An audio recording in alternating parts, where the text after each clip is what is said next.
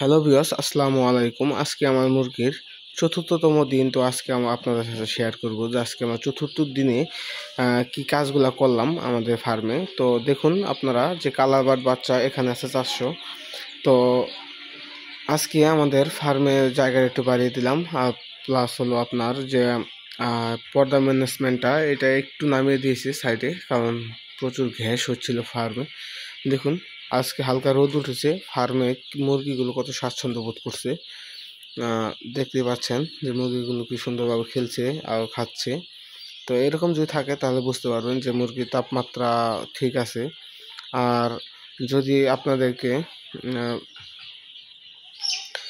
দেখেন যে বাচ্চা একসাথে জড়সড় হয়ে রয়েছে, তাহলে বুঝতে পারবেন যে তাপ ঠিক নেই। আর ছোটো সময় একটা জিনিস সবসময় খেয়াল করবেন যে অধিক পরিমাণে খাদ্যের পাত্র দিয়ে রাখবেন এবং খাদ্য পর্যাপ্ত দিয়ে রাখবেন প্রথম 8 দিন পর্যন্ত।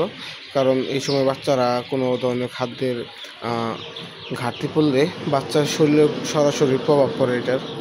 তো সবাই চেষ্টা করবেন যে সবসময় বেশি পরিমাণে খাদ্য দিয়ে রাখতে, যাতে এটা খেয়ে বাচ্চা তাড়াতাড়ি বড় হতে পারে। এবং 7-8 দিন পর থেকে আপনাদেরকে দেখাবো যে আসলে কিভাবে আমি খাদ্য ম্যানেজমেন্টটা করে থাকি। তো দেখুন, মাশাআল্লাহ।